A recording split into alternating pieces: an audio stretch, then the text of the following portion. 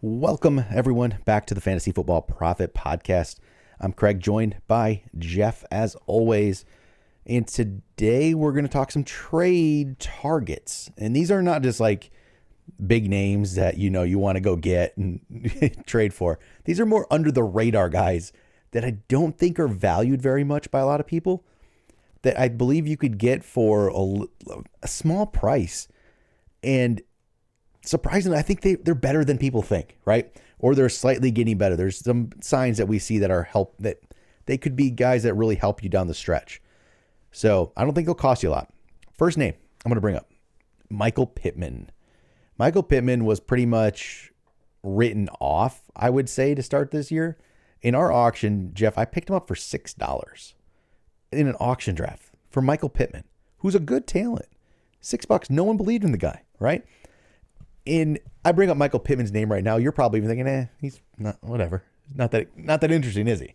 In a way. But standard scoring, I'll just say standard scoring. I have to pull up PPR because it's probably better.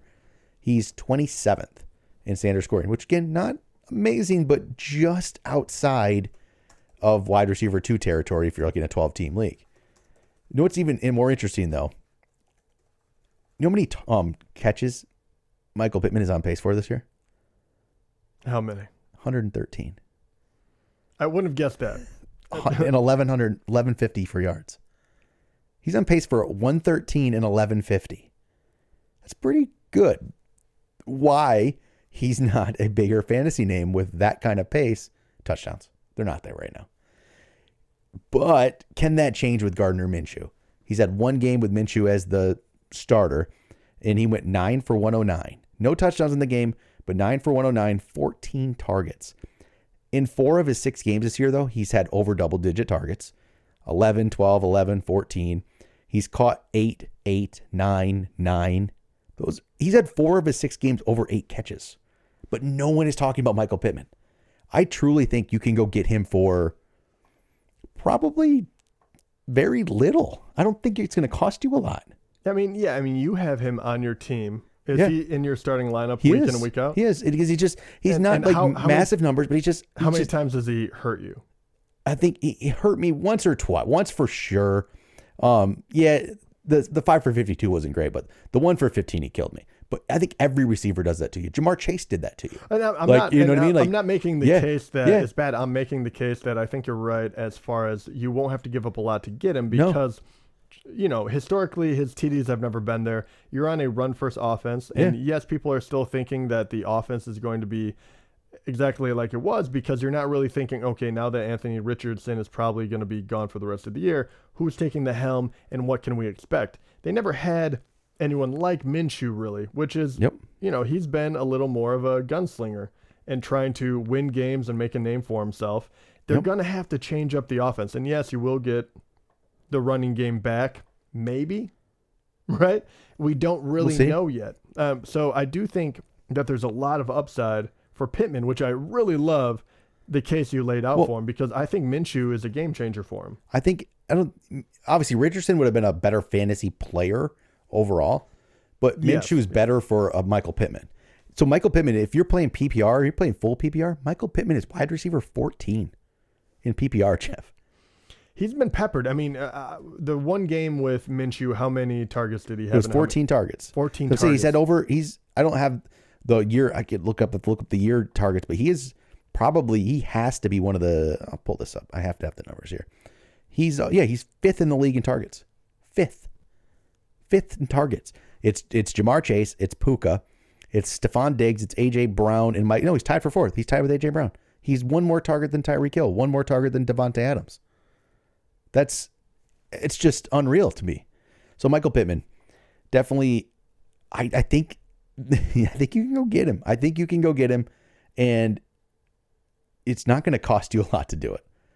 And he's going to, especially if you have 3 receivers and a flex, he can be that 3rd, 4th guy and actually put you in good shape. So go try to see what you can get from Michael Pittman. I actually truly don't know what kind of players you can trade for him, but it's probably not anything crazy.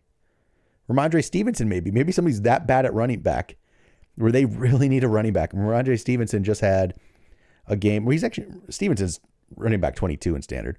He just had a game where he was double-digit points. Maybe you go trade Stevenson and get Pittman. I don't believe in Stevenson. I don't think it continues. No, but I like Pittman. Got another name here I want to bring up. Drake London. I think people have kind of given up on Drake London a little bit, especially starts the year. I liked Drake London coming into the year. I'm thinking, okay, Ritter's going to be better. This team, they have Bijan, they have Algier, they have Pitts. Like they could do something there. And he starts off the year 0 catches, 0 yards, 1 target in week 1. He did come back in week 2 with 6 for 67 and a touchdown, but then he went right back to nothing, 2 for 31. Jacksonville, he did 3 for 28. He got a touchdown, but it was fooling nobody, right? Like, it was like, all right, he still nothing. But the last 2 weeks has been a little more interesting. Week 5 against Houston, 6 for 78 on 9 targets. Let's start to show something. And then against Washington this past week, 9 for 125 off 12 targets. Ritter's still not great. Ritter has been better. He threw some bad picks. He has some bad moments, but he's been a little better. And Drake London's a good receiver. He just hasn't had a quarterback.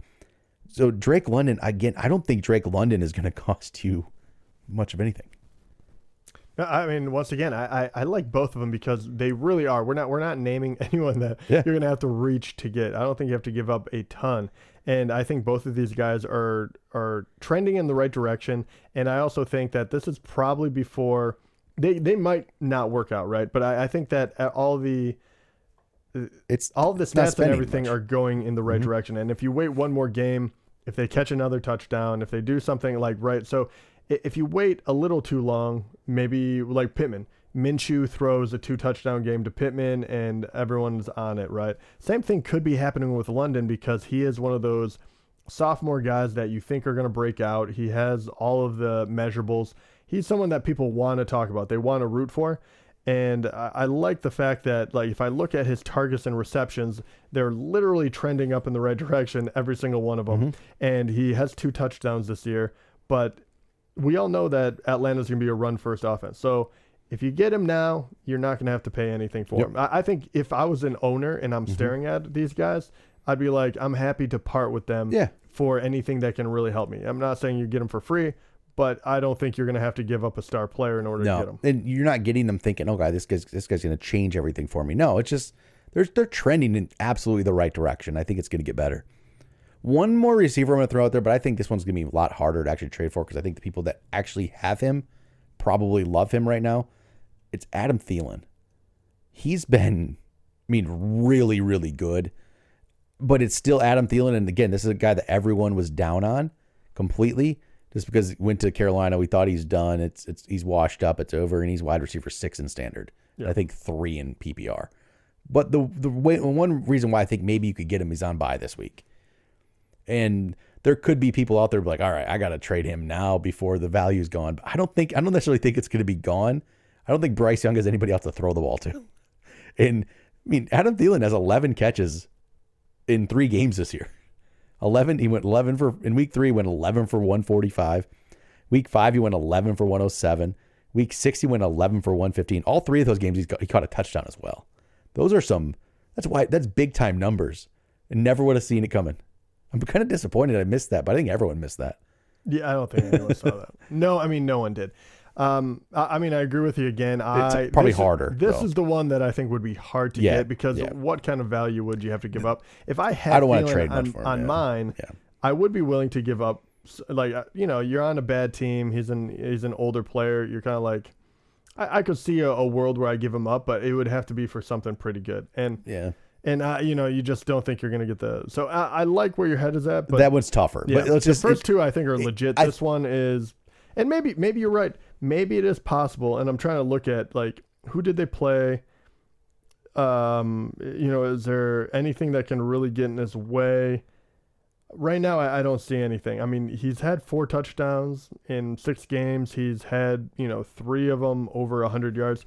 There is a possibility where you're thinking, like you said, maybe this is as good as it gets and I sell high, but you still have to give up something. And it could be depending. There's scenarios where you're in a keeper league and you're on it's a struggling team that has Thielen in a keeper league. Yeah. That's the team. That's the team that needs to trade him, right? So that's the team you go try to target, and you might only have to give up a young prospect for him if it's a keeper type league. Okay. So look at it like that. And I think that might be exact scenario in our league. Right. I think James in our league has Thielen, and he's struggling, and he's not going to do anything. So, hey, that's a way to go get him, right? Yeah, that's actually a very good point. I shouldn't have said that out loud. Yeah. I might have to do that. But, all right. One last guy I want to bring up, a tight end, because tight end is brutal. So, these numbers aren't even going to be amazing. But tight end position, it sucks. It really does. So, Dalton Schultz is interesting to me because of that. Again, he's going into a bye as well. First 3 games, he did nothing. 2 catches for 4 for 34, 1 for 9. So it was pretty much, he was dropped everywhere. There's no need for him, right? But the last 3 games have been a little more interesting. 3 for 42 and a touchdown. So it wasn't big. It was only 3 targets, right? But he got the touchdown. So start of something. Week 5, 7 for 65 and a touchdown with 10 targets. If your tight end's doing that in fantasy, you're like, okay, sign me up at this point for a lot of teams. Yeah. And then the next game, he only had 4 catches, but 4 for 61 and touchdown, 7 targets. He is in standard wide receiver 7 or tight end 7. With just those numbers, he's tight end 7. CJ Stroud is way better than people thought he was going to be. And hey, at tight end again, there's not much out there. Dalton Schultz could be the best, and he could be actually the best of what's available. He could be there in the waiver wire for you. He's only 63% owned, and he's not going to buy. He's going to be dropped. A lot of people don't keep 2 tight ends into the buy, especially a Dalton Schultz type. Go pick him up if you need a tight end, if you're struggling. I actually, this is a perfect scenario. I have a team that had Dalton Kincaid.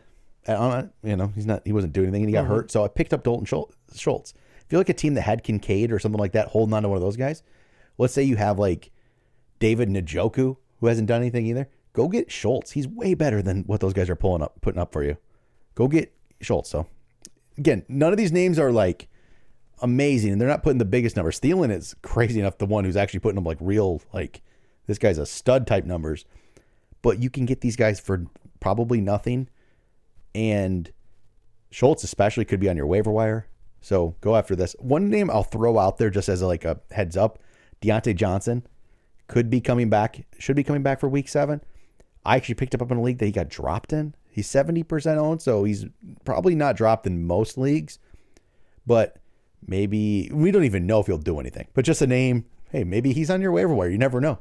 Some people, I was kind of surprised to see him out there, see him dropped. So that's a name that you could get. Again, that one, there's no track record this year of what he's doing. So, but he could be out there. There we go, Jeff. That's what I got. I like it. I like it a lot. Pittman, man, on pace for 113 catches and 1150. That's pretty good. Yeah, I think if you have to fill holes and you don't have a lot to trade, I think him in particular, but him, London, and I really like the Schultz pick. If someone is willing to part with Thielen, especially in a something that's not a redraft league, you could really make a lot of waves by getting guys that are undervalued right now. For sure. All right, that will do it for this one. Talk to you guys next time.